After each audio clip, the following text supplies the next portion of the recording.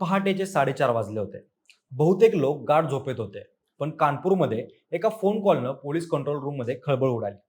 फोनच्या दुसऱ्या बाजूला एक शांत आवाज होता. "मी माझ्या 2 मुलींना मारले, तुम्ही या." या एका वाक्यानं पोलीसही हादरले. हा फोन करणारा 45 वर्षीय शशी रंजन मिश्रा होता आणि ज्यांच्या हत्येची त्यांनी कबुली दिली होती, त्यात त्याच्याच स्वतःच्या 11 वर्षांच्या जुळ्या मुली होत्या. पोलीस तात्काळ घटनास्थळी पोहोचले. घराचा दरवाजा बंद होता. बाहेर शांतता होती. पण आत काय घडलंय याची कुणालाही कल्पना नव्हती. बेल वाजली, पत्नीनं दरवाजा उघडला. समोर पोलीस पाहताच ती घाबरली, कारण तिला या सगळ्याची काहीच कल्पना नव्हती. पोलिसांनी सांगितलं की तुमच्या पतीनं 112 वरती फोन करून धक्कादायक माहिती दिली आहे. आणि हे ऐकताच ती थेट पतीच्या खोलीकडे धावली. पण आतलं दृश्य पाहून तिच्या पायाखालची जमीन सरकली, कारण जमिनीवर पडलेल्या होत्या तिच्या 2 निष्पाप मुली आणि त्यांच्या शेजारी शांतपणे बसला होता त्यांचा स्वतःचा बाप शशीरंजन मिश्रा. ना पळून जाण्याचा प्रयत्न, ना घाबरलेपणा, फक्त भयानक शांतता. म्हणूनच नेमकं हे प्रकरण काय आहे, एका बापानं स्वतःच्या लेकरांसोबत असं का केलं आणि पोलीस तपासात काय उघड झालं, या सगळ्या प्रश्नांचा उलगडा आपण या व्हिडिओच्या माध्यमातून करणार आहोत. नमस्कार, मी अक्षय आणि तुम्ही पाहताय विशेष भारी.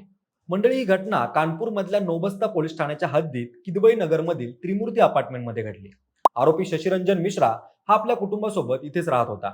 घरात पत्नी रेश्मा छेत्री, 2 जुळ्या मुली रिद्धी सिद्धी आणि 6 वर्षांचा मुलगा गन्नू असा त्यांचा परिवार.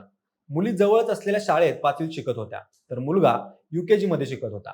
पत्नी रेश्मानं पोलिसांना दिलेल्या माहितीनुसार तिचं आणि शशीरंजनचं सुमारे 12 वर्षांपूर्वी प्रेमविवाह झाला होता. रेश्मा मूळची सिलीगुडची असून ती कानपूरमध्ये एका मेन्स पार्लरमध्ये नोकरी करत होती.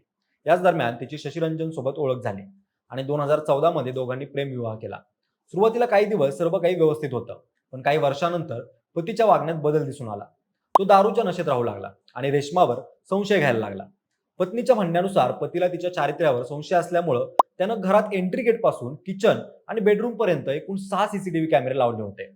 एंट्री गेटवर 2 कॅमेरे, तर घराच्या आत किचन, हॉल आणि 2 बेडरूम मध्ये कॅमेरे बसवलेले होते. तिला अनेकदा स्वतःच्या खोलीत जाऊ दिलं जात नव्हतं.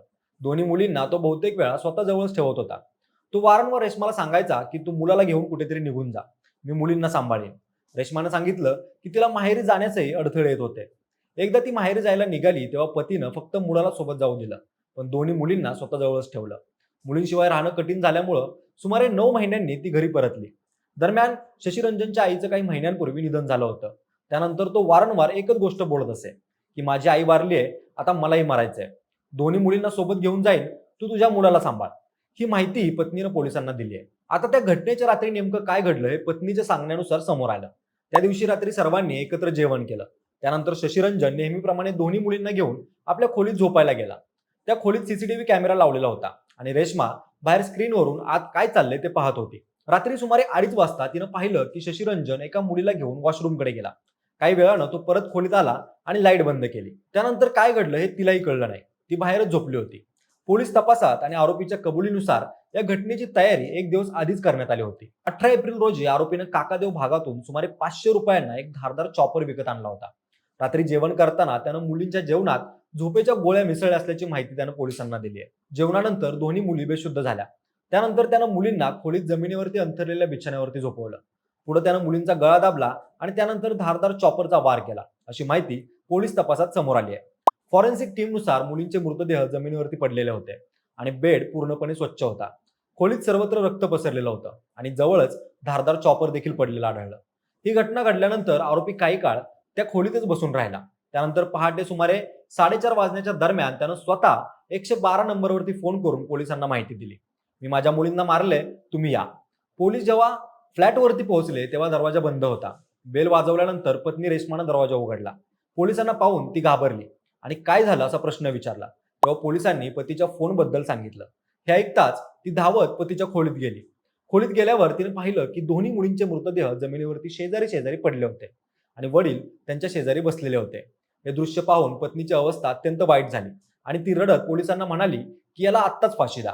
यानंतर पोलिसांनी आरोपीला ताब्यात घेतलं आणि घटनास्थळावरून पुरावे गोळा केले. पत्नी रेश्माच्या तक्रारीवरून आरोपीविरुद्ध हत्येचा गुन्हा दाखल करण्यात आला. या घटनेनंतर पत्नीची तब्येत बिघडली आणि ती बेशुद्ध अवस्थेत होती. तिच्या देखरेखीसाठी महिला पोलीस उपनिरीक्षक आणि इतर पोलीस कर्मचाऱ्यांना तैनात करण्यात आलं. घटनेनंतर परिसरात भीतीचं वातावरण निर्माण झालं. शेजारी त्या फ्लॅटकडे जाण्यास घाबरत होते. दोन्ही मुलींचे मृतदेह पुढील प्रक्रियेसाठी पाठवण्यात आले. सुरुवातीला पंचनाम्यासाठी आवश्यक 5 माणसं मिळत नव्हती, त्यामुळे प्रक्रिया उशिरा सुरू झाली. दुपारी सुमारे 3 वाजल्यानंतर पंचनामा पूर्ण करण्यात आला. त्यानंतर मृतदेह शवविच्छेदनासाठी पाठवण्यात आले. कुटुंबातील सदस्यांनाही या घटनेची माहिती देण्यात आली होती. पण या घटनेचा धक्का इतका मोठा होता की काही काळ कोणी पुढे येत नव्हतं. त्यामुळं दोन्ही मुलींचे मृतदेह काही वेळ शवविच्छेदन गृहात बेवारस अवस्थेत ठेवण्यात आले होते. या संपूर्ण घटनेनंतर पोलिसांनी सांगितलं की या प्रकरणामागे मानसिक ताण, नैराश्य आणि आर्थिक अडचणी अशी अनेक कारणं समोर आलेली आहेत. आरोपीनं पत्नीवर थेट कोणताही आरोप केलेला नसल्याचंही पोलिसांनी स्पष्ट केलेलं आहे. म्हणजे या घटनेचा शेवट पाहिला तर एका रात्रीत एक पूर्ण कुटुंब उद्ध्वस्त झालं. 2 जुळ्या मुली ज्या रोज शाळेत जात होत्या त्या कायमच्या निघून गेल्या. एका आईसमोर तिच्या मुली नाहीयेत. एक लहान मुलगा आईसोबत उरलेला आहे आणि एक वडील पोलिसांच्या ताब्यात गेलेले आहेत. एका घरात घडलेली ही घटना इतकी मोठी ठरली की संपूर्ण परिसर हादरला आणि अनेकांच्या मनात भीती निर्माण झाली. आणि म्हणूनच या घटनेनंतर काही प्रश्न अजूनही उभे राहतात. घरात वाढत चाललेला संशय इतका टोकाला कसा पोहोचला आणि अशा घटना पुन्हा घडू नयेत यासाठी समाज आणि कुटुंब म्हणून आपली काय जबाबदारी आहे ते आम्हाला कमेंट करून नक्की सांगा. आणि सोबतच आपल्या विशेष भारीच्या YouTube चॅनलला सबस्क्राईब करायला विसरू नका. धन्यवाद.